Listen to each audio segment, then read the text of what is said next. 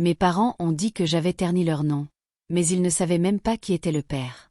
Restez avec moi pendant que je vous raconte comment tout a commencé, et peut-être comprendrez-vous le poids que je porte depuis. Je m'appelle Amani Carter. J'avais 19 ans quand mon monde a basculé. J'ai grandi en Géorgie dans une famille qui se préoccupait davantage de l'opinion des voisins que de ce qui se passait dans leur propre maison. Mes parents, Marvin et Denise, étaient très impliqués dans l'église. Chaque dimanche, nous nous asseyions au même banc, impeccablement habillés, souriant comme la famille parfaite. Mais derrière ces sourires, tout tournait autour de l'image. Le nom Carter était répété comme une écriture sainte. Quand j'ai découvert que j'étais enceinte, j'étais terrifiée, mais étrangement calme. Je savais que ce n'était pas la fin de ma vie. Mais je savais aussi que pour eux, ce serait comme la fin de la leur. Le jour où je leur ai annoncé, leurs visages se sont tordus de dégoût, sans inquiétude ni tristesse, juste de la colère. Les premiers mots de ma mère furent « Tu as apporté la honte dans cette maison ». Mon père ne m'a même pas regardé. Il s'est levé, a fait les 100 pas, marmonnant à propos des chuchotements à l'église, disant qu'il ne pourrait plus jamais marcher la tête haute. Ils ne m'ont pas demandé si j'allais bien, si j'avais peur, ni même comment allait le bébé. Tout ce qui les préoccupait, c'était l'apparence. Pour eux, ma grossesse n'était pas un enfant, c'était une tâche. À partir de ce moment, j'ai été coupée de tout. Mes parents ont cessé de me donner de l'argent pour les fournitures scolaires, la nourriture, même les choses essentielles. Mon père m'a dit, si tu es assez grande pour faire ça, tu es assez grande pour te débrouiller. Ils m'ont clairement fait comprendre que j'étais seule. Chaque jour, la pression augmentait. Ils exigeaient de savoir qui était le père. Ma mère me coinçait dans la cuisine, chuchotant durement pour que Tobias, mon jeune frère, n'entende pas. Mon père criait à travers le salon, disant que la famille méritait de connaître la vérité. Mais je restais silencieuse. Je ne leur donnerais pas la satisfaction de savoir. Une partie de moi voulait se protéger, et une autre savait que la vérité ne ferait que leur donner plus de raisons de se retourner contre moi. Je voyais la déception dans les yeux de mon frère. Il me regardait comme si j'étais une étrangère, plus la sœur qui l'aidait avec ses devoirs ou lui glissait des bonbons en cachette. Ça faisait plus mal que je ne pourrais le dire, mais je ne pouvais pas lui faire comprendre. La nuit, je pleurais en silence, le visage enfoui dans mon oreiller pour que personne ne m'entende. Je n'avais pas honte du bébé, j'avais honte de me sentir si seule. L'amour de mes parents avait des conditions, et dès que je ne correspondais plus à leur image parfaite, ils m'ont effacée. Pourtant, malgré la peur et l'isolement, je tenais bon. Je ne leur dirais pas qui était le père. Ce secret était à moi, et je ne le lâcherais pas. Les chuchotements ont commencé rapidement, et mes parents s'en sont assurés. Au lieu de me protéger, ils ont fait de moi le secret honteux de la famille. À l'église, je sentais les regards, la façon dont les femmes serraient leurs enfants plus près quand je passais. Je savais pourquoi. Ma propre mère racontait aux gens que j'étais irresponsable, sans morale, la raison pour laquelle le nom de la famille était traîné dans la boue. Je m'asseyais seule au fond de l'église pendant qu'ils prenaient place à l'avant, prétendant que je n'étais pas leur fille. Parfois, je croisais le regard de mon père, mais il détournait toujours les yeux, la mâchoire crispée, comme si me reconnaître le détruirait davantage. Les gens que je connaissais depuis l'enfance m'évitaient soudainement. Les amis avec qui j'avais grandi ne répondaient plus à mes appels. Les murs de la communauté se refermaient sur moi. J'ai réalisé que mes parents ne me punissaient pas seulement à la maison, ils empoisonnaient tout le monde contre moi.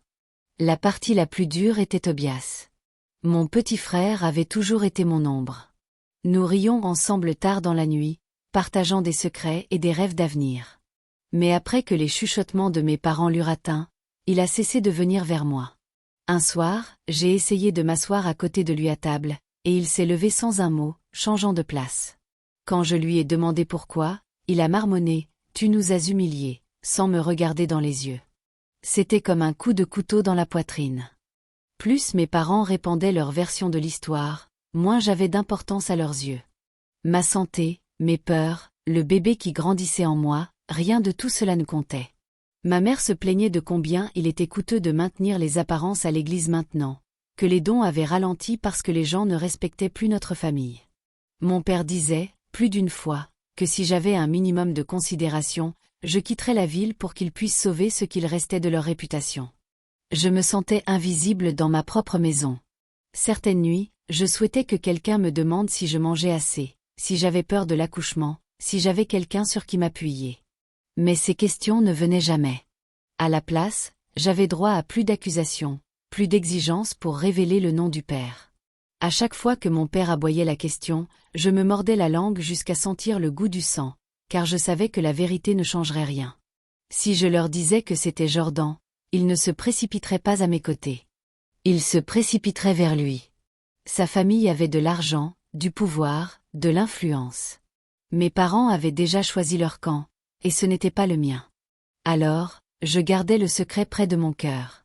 Même lorsque leurs mensonges m'écrasaient, même lorsque mon frère se détournait, je le gardais. C'était la seule chose que je contrôlais encore dans une vie qui semblait s'effondrer. Son nom était Jordan Haï. La première fois que je l'ai vu, nous étions en première année de lycée. C'était le genre de garçon que tout le monde remarquait. Grand, sourire facile, toujours entouré de gens. Mais avec moi, il était différent. Il écoutait. Il me faisait sentir que je n'étais pas invisible dans une famille obsédée par les apparences. En troisième année, nous étions inséparables. Il m'accompagnait en classe, m'appelait tard le soir juste pour entendre ma voix, me disait que j'étais la seule fille qu'il voyait dans son avenir. La famille de Jordan n'avait rien à voir avec la mienne. Ils étaient riches, connus en ville, respectés par tous à l'église. Son père possédait une chaîne d'entreprises, et sa mère organisait des collectes de fonds et des événements communautaires. Quand les gens parlaient des Haï, c'était avec admiration. Je savais que mes parents l'auraient approuvé dans n'importe quelle autre circonstance. C'est en partie pourquoi je lui faisais tellement confiance. Je pensais qu'il était solide, quelqu'un qui ne s'enfuirait pas. Quand j'ai découvert que j'étais enceinte, Jordan a été la première personne à qui je l'ai dit. Mes mains tremblaient en lui montrant le test, ma voix se brisant alors que je disais « On va trouver une solution ensemble, d'accord ?» Pendant un moment, il a semblé choqué, mais ensuite il m'a prise dans ses bras et a dit « Je serai là, Amani. Je te le promets. » Je voulais tellement le croire. Et pendant un temps, je l'ai cru. Mais les promesses peuvent se transformer en poussière du jour au lendemain. Une semaine plus tard, ses messages ont ralenti. Puis ses appels ont cessé. Quand je me suis présentée chez lui, sa mère a ouvert la porte et a dit qu'il n'était pas là. Je pouvais l'entendre à l'étage. Je suis restée là, humiliée, réalisant qu'elle le couvrait. Après ça, il m'a bloqué sur tout. Pas d'explication, pas d'adieu, juste le silence. J'espérais encore qu'il reviendrait, qu'il prouverait qu'il pensait ce qu'il avait dit. Mais il ne l'a jamais fait. Le garçon qui jurait que j'étais son monde entier m'a laissé seule dans le mien. Quand mes parents exigeaient de savoir qui était le père, je mordais la vérité. Parce que si je disais son nom, je savais ce qui arriverait. Il lui aurait pardonné en un instant. Il m'aurait dit de me taire pour protéger sa réputation, celle de sa famille. Mes parents vénéraient le statut, et les Haï en avaient à revendre. Je pouvais déjà imaginer mon père serrant la main de Jordan, disant « On garde ça entre nous ». Pendant que ma mère consolerait ses parents pour l'erreur de leur pauvre fils. Et moi? Je serais toujours le problème, la tache sur le nom Carter. Alors, je suis restée silencieuse. Chaque fois qu'ils insistaient, je sentais les mots brûler au fond de ma gorge. Mais je les avalais. Jordan Haï était peut-être le père, mais je refusais de donner à mes parents ou à sa famille le pouvoir de réécrire mon histoire. Son nom resterait mon secret, même si cela signifiait porter le poids seul. Déménager n'était pas dans mes plans, mais mes parents ont rendu la vie à la maison impossible. Chaque jour dans cette maison était une punition, chaque regard lourd de jugement. J'ai emballé mes affaires dans 2 sacs poubelles et je suis partie sans me retourner. L'appartement que j'ai trouvé était petit, à peine assez grand pour un lit et une chaise, mais il était à moi. J'ai trouvé un emploi dans un dîner près de l'autoroute, travaillant de longues heures pour des pourboires qui couvraient à peine le loyer et la nourriture. Mais c'était la liberté, même si elle était teintée de lutte. La grossesse était plus dure que je ne l'avais imaginé. Les premiers mois ont été remplis de nausées incessantes. Certains matins, je pouvais à peine tenir debout, mais je me forçais à aller travailler, car manquer un service signifiait moins d'argent, et moins d'argent signifiait la faim ou l'expulsion. La nuit, je posais ma main sur mon ventre grandissant, murmurant à la petite vie en moi, lui promettant qu'on s'en sortirait ensemble. Une nuit, Je me suis effondrée dans la salle de bain, avec des crampes si fortes que j'ai cru perdre le bébé. J'étais allongée sur le sol froid, tremblante, priant à voix haute pour la première fois depuis des mois. Personne n'est venu. Personne ne savait. Je me suis traînée jusqu'à mon lit et n'en ai parlé à personne, ni au travail, ni à l'église, et encore moins à mes parents. Ils ne méritaient pas de savoir. Pas après m'avoir tourné le dos. J'ai porté cette douleur en silence, effrayée mais déterminée. Pendant que je luttais pour survivre, Jordan paradait en ville avec une nouvelle fille, Céleste, issue d'une autre famille aisée. Je voyais leurs photos placardées sur le panneau d'affichage du dîner, souriant à des matchs de football, se tenant la main lors d'événements communautaires, jouant le couple parfait que tout le monde admirait. Ils semblaient si heureux, comme si notre histoire n'avait jamais existé. La première fois que je les ai vus ensemble en personne, j'ai figé. Il était dans l'épicerie, riant en poussant le chariot pour elle. Ses yeux m'ont frôlé comme si j'étais une étrangère. Ma poitrine s'est serrée, mais je n'ai rien dit. J'ai juste continué, serrant mon panier, prétendant que ça m'était égal. Mais à l'intérieur, j'avais l'impression de me briser en 1000 morceaux. Ce jour-là, j'ai vraiment compris. Personne n'allait me sauver. Ni mes parents, ni mon frère, ni Jordan. La seule personne sur qui je pouvais compter, c'était moi. Aussi douloureux que ce soit à admettre, cette prise de conscience a allumé quelque chose en moi. Une flamme qui refusait de s'éteindre. À partir de ce moment, j'ai travaillé plus dur. J'ai étiré chaque dollar, économisé là où je pouvais, et continué à avancer malgré l'épuisement. J'ai porté ma solitude comme une armure. Si le monde voulait que j'échoue, j'allais leur prouver qu'ils avaient tort. J'élèverais cet enfant seul, même si cela signifiait ramper dans l'obscurité pour y arriver. La première fois que j'ai revu mes parents après avoir déménagé, c'était lors d'une réunion de famille. Ma tante m'avait invitée, disant que ce serait bien de renouer. J'ai failli ne pas y aller, mais une partie de moi voulait encore une place à table, un rappel que je n'avais pas été complètement effacée de la famille. J'ai mis la seule belle robe qui me restait et je suis arrivée, espérant qu'ils s'adouciraient, qu'ils me verraient à nouveau comme leur fille. Dès que je suis entrée, j'ai senti la tension. Les conversations se sont tues, les regards se sont tournés vers moi, l'air devenant lourd. Le sourire de ma mère était crispé, fragile, comme si elle se forçait à ne pas froncer les sourcils. Mon père évitait de me regarder. J'ai essayé de m'asseoir discrètement dans un coin, mais bientôt leurs voix ont traversé la pièce. Elle a détruit le nom Carter, a annoncé ma mère, assez fort pour que tout le monde entende. Tout ce qu'on a construit, détruit à cause de ses choix. Mon père a hoché la tête, son ton plus dur. On l'a élevée mieux que ça, mais elle a tout gâché. Savez-vous à quel point c'est humiliant de marcher dans l'église tous les dimanches avec des gens qui chuchotent dans votre dos ? La chaleur m'est montée au visage alors que la pièce se taisait. Je sentais les regards de mes proches, certains empreints de pitié, d'autres de jugement. Ma tante baissait les yeux sur son assiette, trop effrayée pour intervenir. Je voulais disparaître avant que mes larmes ne me trahissent. Mais je me suis forcée à rester immobile, la mâchoire serrée, les mains tremblantes sur mes genoux. Je me suis glissée dans la cuisine pour respirer, pour me ressaisir, quand j'ai entendu mes parents parler à voix basse dans le couloir. Les mots portaient. Au moins, les Haye ont tenu leur promesse, a dit mon père. Protéger le nom de Jordan était la bonne chose à faire. Leur famille a tant fait pour cette communauté. Ma mère a soupiré. Oui, et c'est mieux pour nous aussi. Imaginez la honte si les gens savaient que c'était lui. Non, garder le silence nous a tous sauvés. Le sang s'est vidé de mon visage. Pendant un instant, j'ai cru avoir mal entendu, mais ensuite, ça m'a frappé. Ils savaient. Ils avaient toujours su que Jordan était le père. Ils ne m'avaient pas protégé. Ils l'avaient protégé, lui. Protéger sa riche et respectée famille pendant qu'il me livrait au loup. La trahison était plus profonde que tout ce que j'avais ressenti auparavant. Ce n'était plus seulement de l'abandon. C'était un choix. Ils avaient choisi le statut, la réputation et les relations au détriment de leur propre fille. Ils m'avaient regardé lutter, m'avaient laissé devenir une paria, et trouvaient encore le moyen de m'humilier, tout en cachant la vérité pour sauver un garçon qui m'avait brisé. Je me suis appuyée contre le mur, luttant contre les sanglots qui menaçaient de m'étouffer. Pour la première fois, j'ai compris qu'il n'y avait aucun espoir de les reconquérir. Leur loyauté ne m'avait jamais été acquise. Elle était vouée à l'image qu'ils vénéraient. Ce moment a durci quelque chose en moi. Tout amour que j'avais encore pour eux s'est transformé en cendres. La nuit où Zara est née fut à la fois la plus terrifiante et la plus belle de ma vie. Les contractions ont commencé pendant que je terminais un service tardif au dîner. Je me souviens avoir agrippé le comptoir si fort que mes jointures sont devenues blanches, essayant de respirer à travers la douleur jusqu'à ce qu'un collègue me supplie de les laisser appeler une ambulance. Quand j'ai été transportée à l'hôpital, la sueur coulait dans mon dos et les larmes brouillaient ma vision. J'étais seule. Personne ne me tenait la main. Personne ne murmurait que tout irait bien.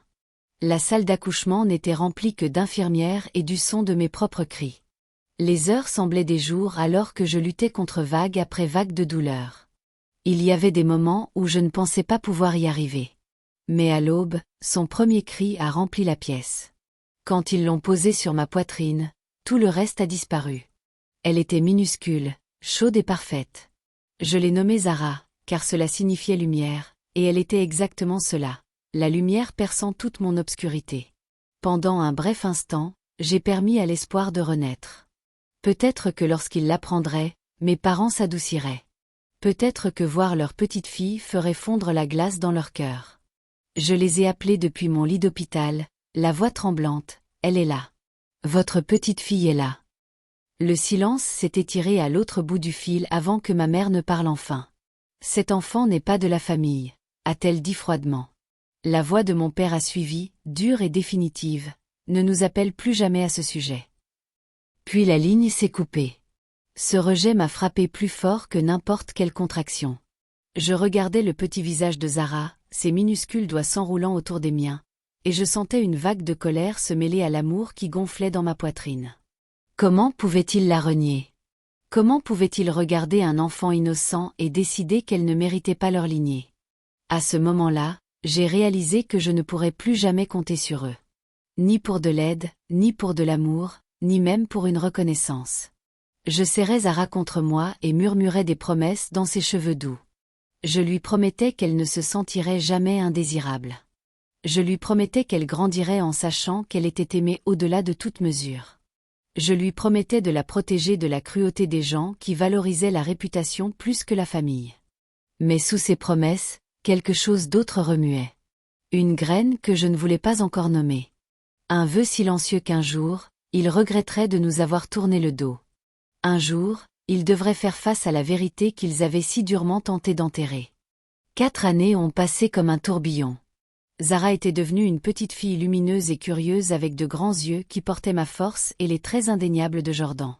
Chaque fois que je la regardais, je me souvenais des batailles que j'avais menées seule. Les nuits à la bercer en pleurant. Les matins à enchaîner les doubles services pour mettre de la nourriture sur la table. Les moments de peur que je ne sois pas assez. Mais à travers tout cela, elle prospérait. Et moi aussi. J'avais appris à me tenir debout seule. J'avais déménagé dans un meilleur appartement, obtenu une promotion au travail et construit un petit cercle de personnes qui traitaient Zara et moi comme une famille. Je n'étais plus la fille effrayée qui mendiait l'acceptation. J'étais devenue une femme qui connaissait sa valeur, même si ceux qui auraient dû m'aimer en premier m'avaient abandonnée. Puis la nouvelle est arrivée.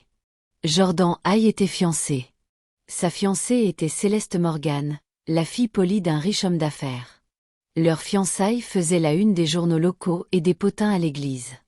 Leurs photos, souriant, se tenant la main, dégoulinant de luxe, semblaient me suivre partout. Ce qui faisait le plus mal, ce n'était pas qu'il épouse quelqu'un d'autre, j'avais enterré mes sentiments pour lui depuis longtemps. C'était que mes parents étaient impliqués. J'ai appris par une cousine que les familles Carter et Hay travaillaient ensemble pour planifier le mariage. Banquets, réceptions à l'église, dîners familiaux. Mes parents étaient au centre de tout, souriant et riant comme si le passé n'avait jamais existé. Les mêmes parents qui m'avaient chassé célébraient avec le garçon qui m'avait abandonné, s'unissant pour protéger leur image, leur prétendue réputation. L'hypocrisie brûlait comme du feu dans ma poitrine. Pendant des années, j'avais porté la honte qu'ils m'avaient imposée, enduré les chuchotements et les jugements, pendant qu'ils prétendaient être des piliers vertueux de la communauté. Et maintenant, ils étaient là, côte à côte avec les Hay, prétendant que rien n'importait. Prétendant que Zara n'existait pas. prétendant que je n'existais pas. Un soir, alors que Zara jouait sur le sol du salon avec ses poupées, je me suis assise sur le canapé, fixant l'annonce de mariage dans le journal local. Les visages souriants de Jordan et Céleste semblaient se moquer de moi. J'ai soigneusement plié le journal et l'ai mis de côté, mes mains tremblant, non pas de faiblesse, mais de clarté. Pour la première fois depuis des années, j'ai senti la vieille blessure se rouvrir. Mais cette fois, elle ne m'a pas brisée. Elle m'a alimentée. J'ai réalisé quelque chose à ce moment-là. J'avais survécu toutes ces années, mais je n'avais pas encore dit ma vérité. Et les gens qui m'avaient trahi marchaient librement, intouchés par les dégâts qu'ils avaient causés. Cela allait changer. L'église était décorée d'or et d'ivoire. Chaque banc orné de fleurs, chaque détail parfait. Les invités chuchotaient avec excitation en attendant le moment où Jordan Haye et Céleste Morgan uniraient leurs familles dans la richesse et le prestige. Mes parents étaient là, vêtus de leurs plus beaux habits, rayonnant comme s'ils avaient le droit de célébrer. Ils étaient assis près de l'autel, fiers, comme s'ils ne m'avaient jamais renié. Comme si je n'avais pas été effacée de leur vie dès l'instant où j'avais choisi de garder mon enfant. Je n'étais pas invitée. Mais cela ne m'a pas arrêtée. Je suis entrée dans l'église, la petite main de Zara dans la mienne. Les têtes se sont tournées instantanément, les chuchotements se propageant comme une traînée de poudre. Je sentais le poids de chaque regard sur moi, mais je continuais à marcher, chaque pas ferme et délibéré. Zara me regardait, confuse par l'attention, mais je serrais sa main, lui disant silencieusement que tout allait bien. Jordan était à l'autel, souriant à la foule, attendant sa fiancée. Quand il m'a vu, son sourire s'est effacé, son visage blêmissant. Il a jeté un coup d'œil vers ses parents, puis vers les miens, une lueur de panique dans les yeux. Je n'ai pas attendu la permission. Je me fichais des murmures qui résonnaient alors que j'avançais. Ma voix a porté à travers le sanctuaire, plus forte que jamais. Avant que vous n'épousiez cet homme, ai-je dit, mon regard fixé sur Céleste. Vous devriez savoir qui il est vraiment. La salle est devenue silencieuse. Céleste s'est figée à mi-chemin dans l'allée, serrant son bouquet. Jordan a murmuré sous son souffle, « Amani, ne fais pas ça. » Mais je l'ai ignoré. Cet homme qui se tient devant vous, ai-je continué, n'est pas aussi parfait qu'il le prétend. Il y a 4 ans, quand je lui ai dit que j'étais enceinte, il m'a promis de rester à mes côtés. Au lieu de cela, il a disparu. Il m'a laissé me débrouiller seule, abandonnant moi et l'enfant que nous avons fait ensemble. Un murmure a parcouru la foule. Je tirai doucement Zara en avant, la plaçant là où tout le monde pouvait la voir. Son petit visage, ses yeux, la ressemblance indéniable avec Jordan. Il n'y avait aucun moyen de le nier. Des exclamations ont rempli l'air, certains invités se levant sous le choc. « Voici Zara », ai-je dit, ma voix se brisant mais ferme. La fille de Jordan, celle qu'il a refusé de reconnaître. Celle que les familles Haye et Carter ont choisi d'effacer. Le visage de Céleste s'est effondré, des larmes montant alors qu'elle fixait Zara. Elle a laissé tomber son bouquet, les fleurs s'éparpillant dans l'allée, et s'est tournée vers Jordan. « Est-ce vrai ?» a-t-elle exigé. Son silence était une réponse suffisante. Elle a secoué la tête, sa voix tremblante alors qu'elle murmurait « Je ne peux pas faire ça », avant de quitter l'église en trombe. Le chaos a éclaté. Les invités chuchotaient plus fort, certains lançant des regards à mes parents, d'autres au Haye. La main de ma mère s'est portée à sa poitrine, et le visage de mon père est devenu écarlate de colère. Mais il était trop tard. La vérité était sortie, et l'image parfaite qu'ils avaient si durement protégée s'est brisée devant tout le monde. Je me tenais droite, Zara à mes côtés, inébranlable dans la tempête. Pour la première fois, je n'étais pas celle réduite au silence. J'étais celle qui les avait réduits au silence. Le chaos dans l'église n'a pas calmé rapidement. Les voix s'entrechoquaient, les questions fusaient, et tous les regards passaient entre Jordan, le bouquet abandonné de Céleste, et Zara serrant ma main. Mes parents, Marvin et Denise Carter, se sont frayés un chemin à travers la foule vers moi, leur visage dur, leur voix aiguë de panique. « Amani, arrête cette folie tout de suite », a sifflé mon père, sa main saisissant mon bras comme s'il pouvait me traîner dans le silence. Ma mère s'est penchée, son sourire forcé, murmurant « Pense à ce que tu fais. Tu vas tout ruiner pour nous, pour cette famille. » Mets l'enfant de côté et sors discrètement. Mais les chuchotements autour de nous s'étaient déjà transformés en condamnation. Les anciens de l'Église, qui louaient autrefois mes parents pour leur piété, les regardaient maintenant avec des yeux plissés. « Alors c'est ça que vous cachiez » a murmuré une femme assez fort pour que les autres entendent. « Prêchez la droiture tout en rejetant votre propre fille. Tout ça pour protéger le fils d'Éaï ?» Mon père s'est raidi, essayant de reprendre son ton autoritaire habituel. « C'est une affaire privée, pas pour les ragots. » Mais il était trop tard. Quelqu'un s'est levé et a dit « Vous nous avez élevés dans l'idée de la responsabilité, Marvin. Pourtant, vous avez laissé votre futur gendre abandonner son enfant et vous l'avez couvert. » Des hochements de tête, des murmures d'accord se sont répandus comme une traînée de poudre. La voix de ma mère s'est brisée alors qu'elle tentait de sauver son image. Nous avons agi avec sagesse. Nous protégions Amani de la honte. Protéger ? Ai-je coupé, ma voix ferme et tranchante. Vous ne m'avez pas protégé. Vous m'avez abandonné. Vous m'avez chassé de votre maison quand j'avais le plus besoin de vous. Et vous avez laissé tout le monde penser que j'étais la honte pendant que vous souriez à l'église tous les dimanches comme si vous étiez des saints. Des exclamations ont de nouveau rempli le sanctuaire. Mais cette fois, elles n'étaient pas pour moi. Elles étaient pour mes parents. Pendant des années, ils avaient été vus comme des piliers de moralité, la famille que tout le monde respectait. Maintenant, les fissures de leur fondation étaient visibles pour tous. Le visage de Marvin est devenu écarlate, et il a craché « Nous t'avons donné la vie, Amani. Ne te retourne pas contre nous comme ça. » Je serrai Zara plus fort, levant le menton. Vous m'avez donné la vie, mais au moment où ça comptait, vous me l'avez enlevée. Vous m'avez effacé pour préserver votre standing pendant que je travaillais à 2 emplois pour nourrir l'enfant que vos familles parfaites voulaient effacer. Ne me parlez pas de loyauté quand vous ne m'en avez montré aucune. Le silence après mes mots était étouffant. Puis, un par un, les gens ont commencé à s'éloigner de mes parents. Les vieux amis évitaient leurs regards. Les murmures de « hypocrite » et de « menteur » les poursuivaient dans l'allée.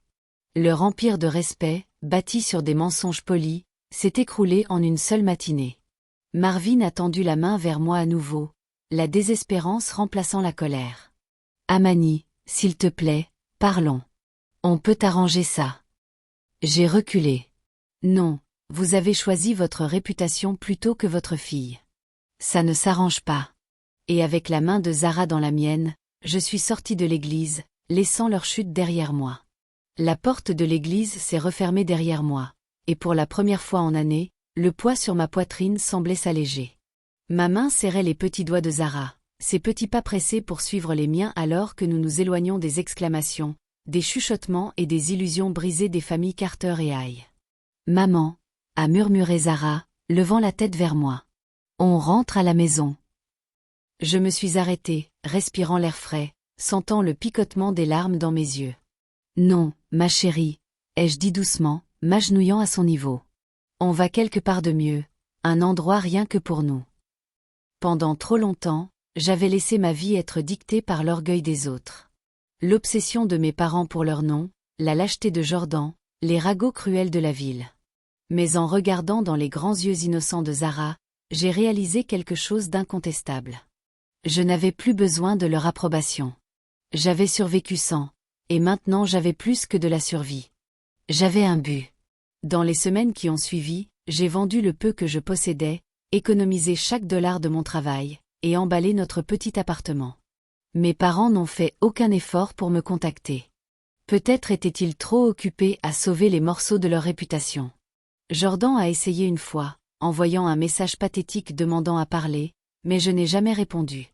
Sa chance était passée au moment où il avait choisi le silence plutôt que la responsabilité.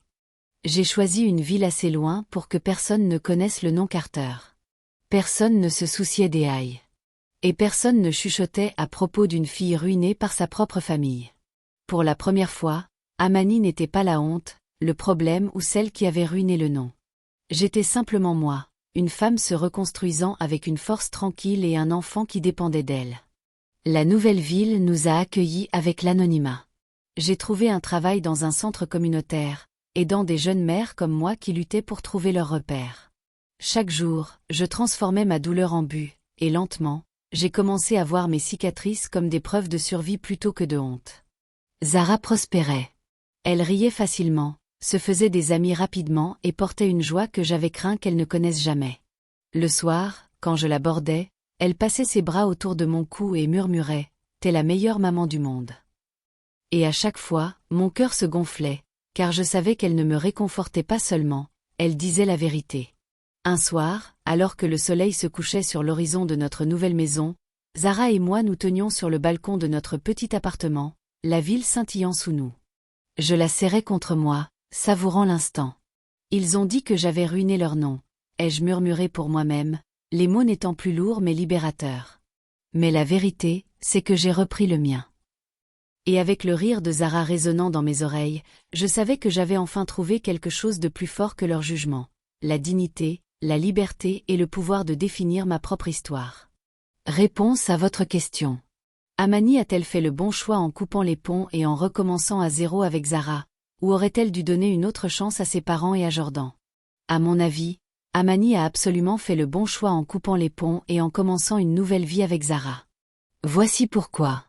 L'absence de soutien et la trahison. Ses parents, Marvin et Denise, ont non seulement abandonné Amani lorsqu'elle avait le plus besoin d'eux, mais ils ont également activement contribué à sa marginalisation en répandant des mensonges pour protéger Jordan et leur propre réputation. Leur décision de protéger la famille Aïe au détriment de leur propre fille montre une loyauté envers l'image plutôt qu'envers la famille. Donner une autre chance à des personnes qui ont fait preuve d'une telle hypocrisie et d'un tel manque d'empathie aurait probablement conduit à davantage de douleur et de rejet. La lâcheté de Jordan. Jordan a abandonné Amani et leur enfant sans explication, choisissant la facilité et le confort de sa réputation plutôt que la responsabilité. Sa tentative tardive de reprendre contact semble motivée par la peur des conséquences plutôt que par un réel remords. Lui donner une autre chance aurait risqué de rouvrir des blessures sans garantie de changement de sa part. La force d'Amani. En coupant les ponts, Amani a repris le contrôle de sa vie et de son histoire. Elle a construit un environnement où elle et Zara pouvaient prospérer, loin des jugements et des attentes toxiques de sa famille et de sa communauté. Cette décision lui a permis de se concentrer sur son propre bien-être et celui de sa fille, en leur offrant une vie basée sur l'amour, la résilience et l'authenticité plutôt que sur les apparences. La protection de Zara. En s'éloignant, Amani a protégé Zara d'un environnement où elle aurait été considérée comme une tâche ou un fardeau. Elle a veillé à ce que sa fille grandisse entourée d'amour inconditionnel, loin des jugements cruels de ceux qui ont rejeté leur existence. Cela dit, certains pourraient argumenter qu'Amani aurait pu essayer de reconstruire une relation avec ses parents ou Jordan pour offrir à Zara une chance de connaître sa famille élargie. Cependant, compte tenu de la profondeur de la trahison et du manque de remords de leur part, il est peu probable qu'une telle tentative aurait abouti à une relation saine. La décision d'Amani de parler publiquement lors du mariage a été un acte de courage qui a non seulement exposé la vérité, mais a également libéré Zara et elle-même du poids du silence imposé par les autres. En fin de compte, Amani a choisi la dignité et l'autonomie plutôt que la dépendance envers des personnes qui l'ont trahi. Elle a transformé sa douleur en force et a offert à Zara un avenir où elles peuvent écrire leur propre histoire. C'était le bon choix pour leur bonheur et leur liberté. Qu'en pensez-vous? Partagez votre perspective dans les commentaires, j'aimerais beaucoup entendre votre avis.